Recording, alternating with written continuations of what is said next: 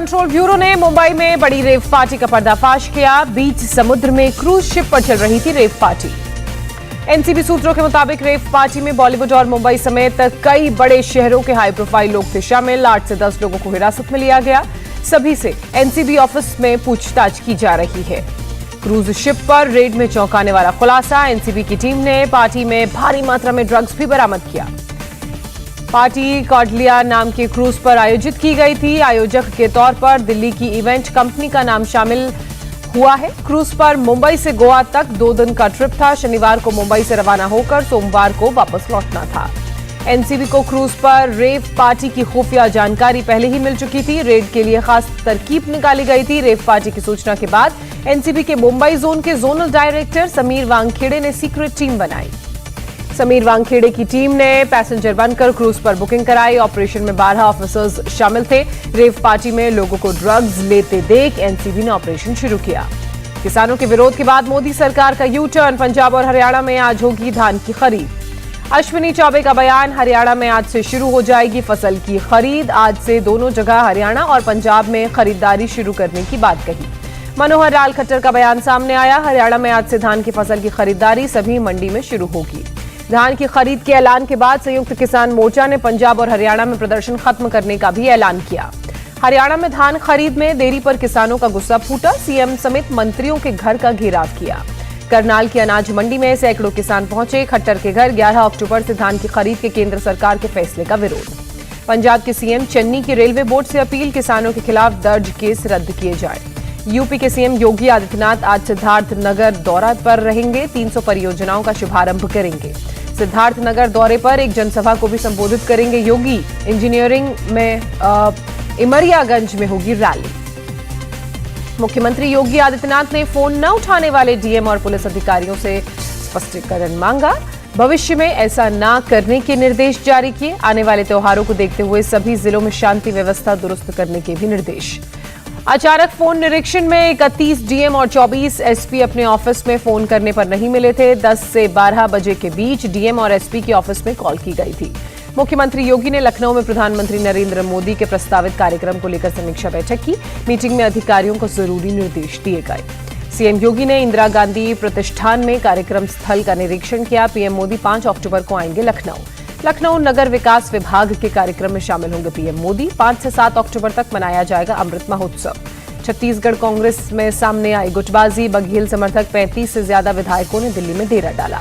विधायकों के दिल्ली दौरे को लेकर भूपेश बघेल का बयान भी सामने आया। मीडिया से बोला, क्यों पीछे पड़ी है मीडिया। बोले विधायक आते जाते रहते हैं। मुख्यमंत्री बदले जाने के सवाल पर बोले सीएम भूपेश बघेल, छत्तीसगढ़ कभी पंजाब बन नहीं सकता कहा। सीएम भूपेश बघेल को कांग्रेस ने आगामी उत्तर प्रदेश विधानसभा चुनाव में भी दी जिम्मेदारी। बघेल को वरिष्ठ पर्यवेक्षक बनाया गया। कांग्रेस नेता रणदीप सिंह सुरजेवाला ने कहा, सोनिया गांधी ने कैप्टन अमरिंदर सिंह को सीएम पद से नहीं हटाया। रणदीप सिंह सुरजेवाला ने कहा, 79 में से 78 विधायकों ने सीएम बदलने की मांग की थी। अगर ऐसा नहीं होता तो तानाशाही कहलाई जाती। सुरजेवाला के बयान पर कैप्टन अमरिंदर सिंह का बयान, ऐसा लगता है कि कांग्रेस कॉमेडी कर रही है। कैप्टन अमरिंदर सिंह ने ली चुटकी, कहा आगे वो दावा करेंगे कि 117 विधायकों ने उन्हें मेरे खिलाफ लिखा था। पंजाब के कैबिनेट मंत्री भारत भूषण आशु ने कहा, सिद्धू मान चुके हैं, सीएम से हो चुकी है बातचीत, मुद्दों का हल निकाला गया है। पंजाब के डिप्टी सीएम ओपी सैनी का बड़ा बयान सामने आया। घोषणा पत्र के 85% वाले जो वादे हैं वो पूरे किए गए हैं, ऐसा कहा। बचे हुए काम 4 महीने के अंदर होंगे पूरे। पंजाब और छत्तीसगढ़ कांग्रेस में मचे घमासान पर बोले राजस्थान के मुख्यमंत्री अशोक गहलोत, हमारी सरकार 5 साल कार्यकाल पूरा करेगी। तेज प्रताप यादव ने बिना नाम लिए अपने भाई तेजस्वी यादव पर निशाना साधा। कहा, कुछ लोग राष्ट्रीय अध्यक्ष बनने का ख्वाब देख रहे हैं, मैं उनका ये सपना पूरा नहीं होने दूंगा। तेज प्रताप ने कहा, पिताजी को बंधक बनाकर दिल्ली में रखा गया है। यहां जनता से मिलने के लिए रस्सी बंधवाया गया है ताकि जनता हमसे दूर रहे। गृह मंत्री अमित शाह और बीजेपी के राष्ट्रीय अध्यक्ष जेपी नड्डा से मिले मणिपुर के सीएम एन बीरेन सिंह। राज्य में जो मुद्दे हैं उन पर चर्चा हुई। सीएम योगी का बड़ा ऐलान, एक ही स्कूल या कॉलेज में पढ़ने वाली बहनों में एक की फीस माफ करने पर विचार। एलजेपी को चुनाव आयोग से बड़ा झटका। एलजेपी के चुनाव चिन्ह को इलेक्शन कमीशन ने फ्रीज किया। एलजेपी का सिंबल बंगला इस्तेमाल नहीं कर सकेंगे पशुपति पारस और चिराग गुड। चुनाव आयोग के फैसले तक इंतजार करना होगा। महात्मा गांधी की जयंती पर गांधी स्मृति में प्रार्थना सभा आयोजित की गई। उपराष्ट्रपति और पीएम मोदी सहित कई गणमान्य व्यक्तियों ने हिस्सा लिया। महात्मा गांधी की जयंती पर लोगों ने बापू को याद किया। राष्ट्रपति, उपराष्ट्रपति, पीएम मोदी समेत कई नेताओं ने राजघाट पर श्रद्धांजलि दी। खादी को बढ़ावा देने के लिए केंद्र और राजस्थान की साझा पहल। खादी के सामानों की खरीद पर भी 50% की छूट। बीजेपी के राष्ट्रीय अध्यक्ष जेपी नड्डा की अपील, खादी को बढ़ावा देने में सहयोग करें। देश मना रहा है आजादी का अमृत महोत्सव। दक्षिण दिल्ली से सांसद रमेश बिधूड़ी ने निकाली साइकिल यात्रा। रविवार को भी रमेश बिधूड़ी निकालेंगे साइकिल यात्रा। पीएम मोदी ने सभी सांसदों को अपने अपने क्षेत्र में शहीद और स्वतंत्रता सेनानियों के परिवार से मिलने का भी दिया है निर्देश। विदेश मंत्री एस जयशंकर ने कहा, कोलंबिया की उपराष्ट्रपति से इलेक्ट्रिक व्हीकल, हेल्थ, स्पेस समेत कई क्षेत्रों को लेकर बात हुई। केंद्रीय मंत्री पीयूष गोयल ने अबू धाबी इन्वेस्टमेंट अथॉरिटी के एमडी से मुलाकात की। कहा, द्विपक्षीय संबंधों और निवेश को बढ़ावा देने का मौका दोनों के पास। महिला उत्थान पर राष्ट्रपति रामनाथ कोविंद का बड़ा बयान सामने आया। कहा, हमारा उद्देश्य महिला विकास से महिला नेतृत्व वाले विकास की ओर बढ़ना है। सीजेआई एनवी रमन्ना का बयान, नेशनल लीगल सर्विसेज अथॉरिटी ने 6 हफ्ते का गोल सेट किया है। जरूरतमंदों तक पहुंचकर कानूनी मदद उनकी की जाएगी। लक्षद्वीप में बोले रक्षा मंत्री राजनाथ सिंह, यहां के मुसलमानों की देशभक्ति पर सवाल करने की हिम्मत किसी में नहीं है। वायुसेना के दक्षिणी पश्चिमी कमान के प्रमुख नियुक्त किए गए air marshal Vikram Singh, air marshal DK Patnaik को पूर्वी वायु कमांडर नियुक्त किया गया। भारत श्रीलंका का होगा साझा युद्धाभ्यास। 4 से 15 अक्टूबर तक चलेगा मित्र शक्ति साझा युद्धाभ्यास। खादी से बना दुनिया का सबसे बड़ा राष्ट्रीय ध्वज लेह में फहराया गया। 1400 किलोग्राम है ध्वज का वजन। जम्मू में बोले आरएसएस प्रमुख मोहन भागवत, अनुच्छेद 370 हटाने से व्यवस्था में हुआ परिवर्तन। श्यामा प्रसाद मुखर्जी की इच्छा हुई पूरी। कांग्रेस नेता धीर रंजन चौधरी की सीएम ममता बनर्जी से मांग, आशा कार्यकर्ताओं की तनख्वाह बढ़ाई जाए। पश्चिम बंगाल में भवानीपुर समेत 3 विधानसभा सीटों पर हुए उपचुनाव के लिए आज वोटों की गिनती। भवानीपुर सीट से चुनावी मैदान में है ममता बनर्जी और बीजेपी उम्मीदवार प्रियंका टिपरीवाल। गांधीनगर म्यूनिसिपल के लिए वोटिंग आज। 11 वार्ड्स की 44 सीटों पर मतदान। सुबह 7 बजे से शाम 6 बजे तक वोटिंग। बंगाल के 4 बाढ़ प्रभावित जिलों का सीएम ममता बनर्जी ने हवाई सर्वे किया। 1 लाख घरों को नुकसान पहुंचा है, कहा। नीमच में सीएम शिवराज सिंह चौहान ने 133 कंपनियों को दिए भूमि आवंटन पत्र। सीएम ने कहा, हजारों लोगों को रोजगार मिलेगा। मनीष गुप्ता हत्याकांड की जांच के लिए गोरखपुर पहुंची एसआईटी। होटल के कमरे की तलाशी ली गई। पुलिस वालों पर हत्या का आरोप। 4 घंटे से अधिक समय तक होटल में मौजूद रही टीम। कानपुर फॉरेंसिक एक्सपर्ट ने सीन रिक्रिएट किया। छठ पर बैन को लेकर दिल्ली में सियासत तेज हुई। मनोज तिवारी ने कहा, छठ पूजा पर प्रतिबंध नहीं हटा तो करेंगे विरोध प्रदर्शन। बंगाल में 6 जिले बाढ़ से बुरी तरह से प्रभावित। ममता बनर्जी ने हुगली का दौरा किया। सीएम ने कहा, स्थिति के लिए झारखंड जिम्मेदार। जयपुर में तेज बारिश के बाद कई इलाकों में जलभराव। मौसम विभाग के मुताबिक आज भी हो सकती है तेज बारिश। तेज बारिश की वजह से लोगों का घरों से निकलना हुआ मुश्किल। आधे घंटे में 98 मिलीमीटर बारिश दर्ज की गई। लगातार हो रही बारिश से झील में तब्दील हुआ बिहार का मुजफ्फरपुर। कई जगहों पर जलभराव, सड़कों पर घुटनों तक पानी भरा।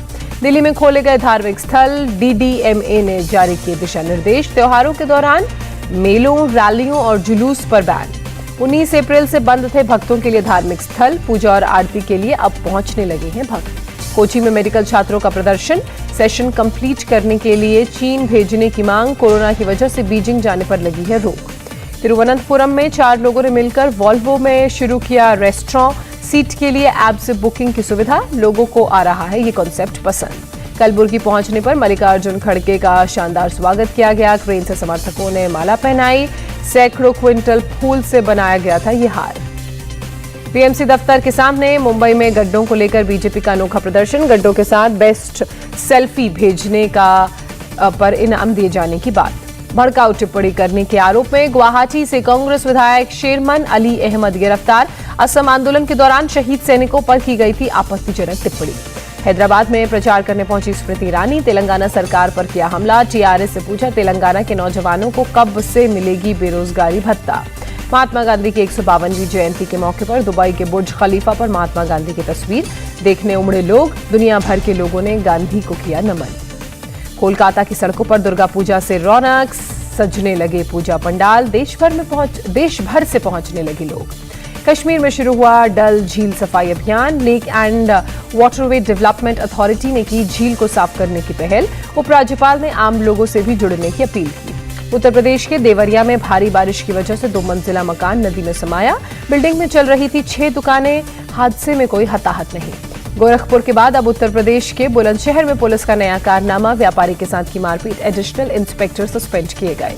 इंदौर में शराब पीने को लेकर 2 गुटों में जबरदस्त मारपीट हुई। पैसे देने से इनकार करने पर चाकू से भी हमला किया गया। पूरी वारदात वहां के सीसीटीवी में कैद हुई। देश में वैक्सीनेशन का आंकड़ा 90 करोड़ के पार पहुंचा। कल शाम 7 बजे तक वैक्सीन की 65 लाख से ज्यादा डोज लगी। गांधी जयंती पर कांग्रेस नेता मिलिंद देवड़ा की बात की जाए तो जरूरतमंद लोगों को वैक्सीन लगाने की शुरुआत उन्होंने की विलू पूनावाला फाउंडेशन और हॉलीवुड स्टार सिम पेन के सहयोग से।